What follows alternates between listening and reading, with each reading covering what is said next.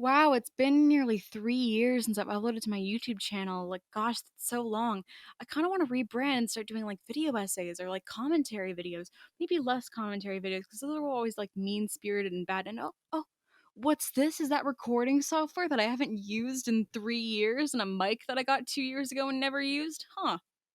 Well, I'm gonna make a very off the cuff speed paint that I have no plans for and have no idea how to edit properly. Let's go, gamers. So 3 years ago now, I uploaded the last video I've uploaded to this channel, and of course 3 years, and it was a speed paint of my Thomas Sandersides ripoff, which is me.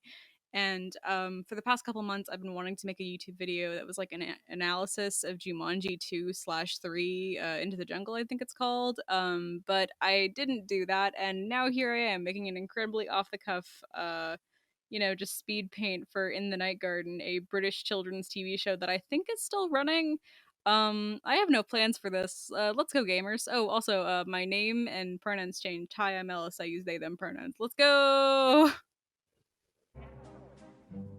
So, for those who are unawares, In the Night Garden is like this British children's TV show that I used to watch when I was a kid. My little sister used to watch when we were kids, and looking back on it now, and honestly, even at the time, it is kind of it's ominous. It's scary. It's like if Teletubbies was actually trying to be scary instead of just like being accidentally so. And I kind of wanted to make it so it's more ominous, but I wanted to do it like in a way that is different from what a lot of the art channels that like are like, ooh, I made this scary kids thing more scary. Timmy Turner's a cannibal now and he eats his parents. Like, no, I didn't want to do that. I wanted to keep it like whimsical so it still had like that vibe. Because the thing is, like, In the Night Garden is not too scary for kids, and I wanted to draw it so that, like, feasibly this could get a couple petitions to get it taken down, because In the Night Garden already had a couple petitions to get it taken off the air, and I wanted to keep it like have that whimsical vibe. I love kids shows that are like so weirdly ominous and creepy because like they always upset parents so much, and I don't get it. Like this was a lovely show for me when I was a kid. I loved it. I mean, I was scared of it, of course, because it looked super ominous and creepy, but like it had a fun little special place in my heart, and I wasn't really scared by it, as in I didn't have nightmares of it. And the only people who seemed to be super worried about were the parents, who didn't get the imagination behind it and the way that kids could interpret all that.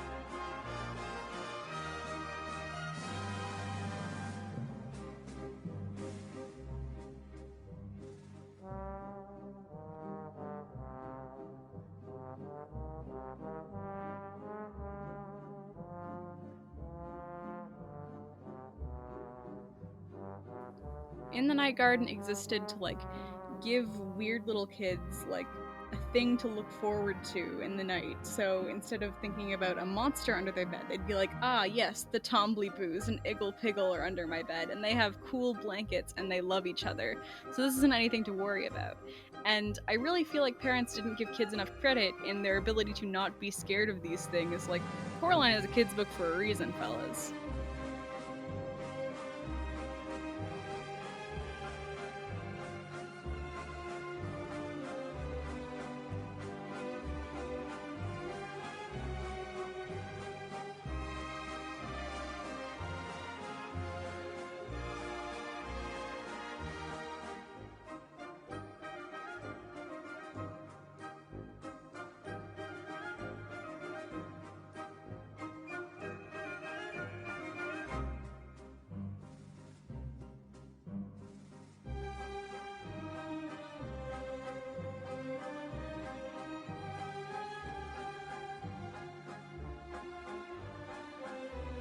I'm gonna be honest, I forgot to put Makapaka in until like the last minute, because I was like looking at the sketch and I was like, oh no, Makapaka isn't here yet. So I put him like directly in the foreground looking over at the camera. That wasn't intentional. I made a mistake there, and I would have gone back and fixed it, but again, this video was super duper off the cuff. I just made it on a whim, like, because I was bored on New Year's Eve, and it took apparently 8 hours to actually draw the whole thing. And I was so tired by the end of the sketch, I just kind of put him in there.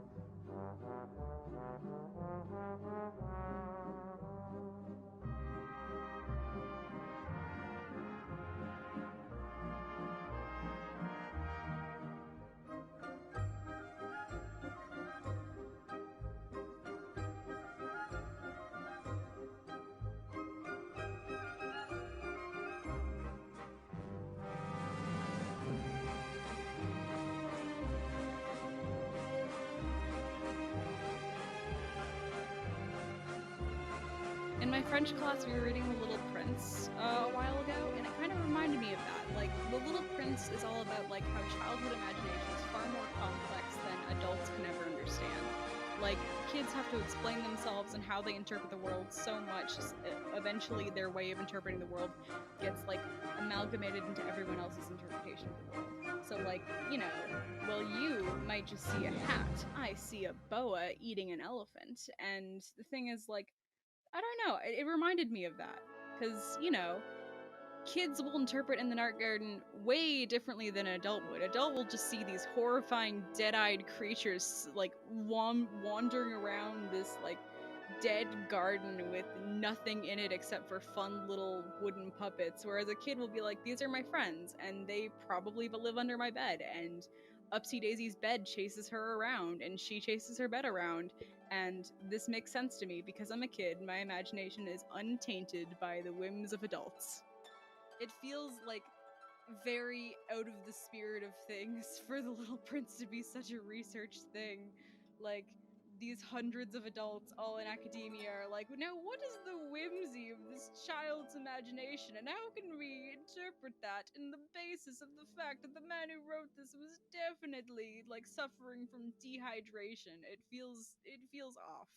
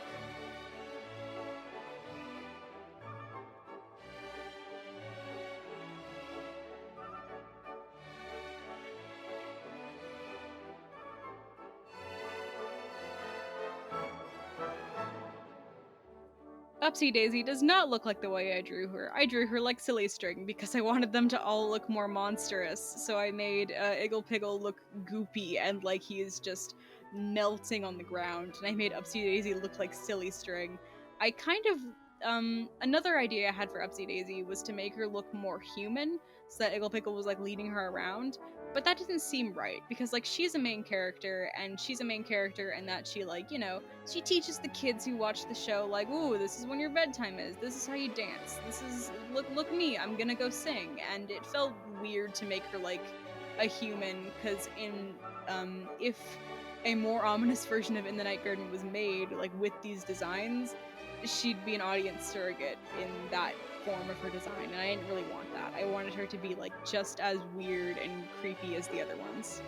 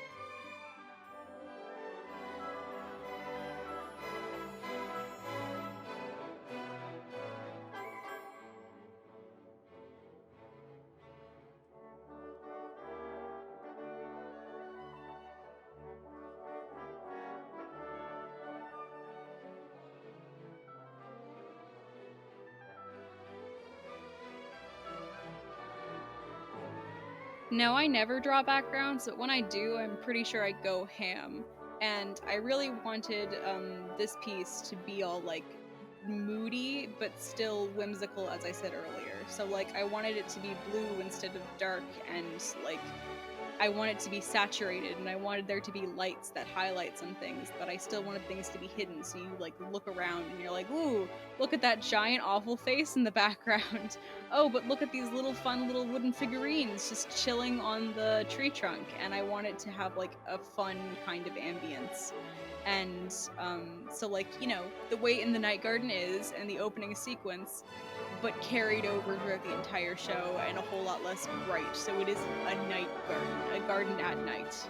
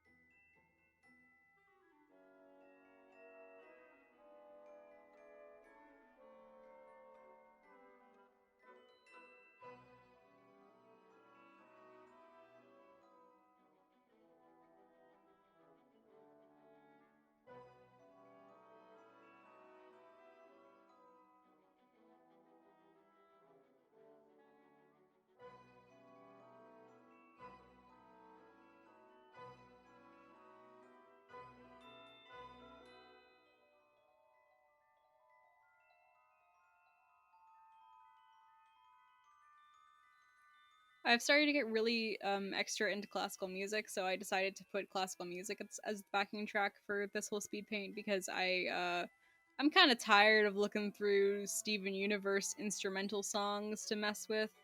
So instead, here's the second waltz. Yeah, this is probably going to be the first speed paint I've uploaded in 3 years, and do not expect any more from me. Enjoy these crumbs. Thank you for watching. Subscribe if you would like to. I might link my Instagram, but I might not. Who knows? Thank you for watching. Bye bye.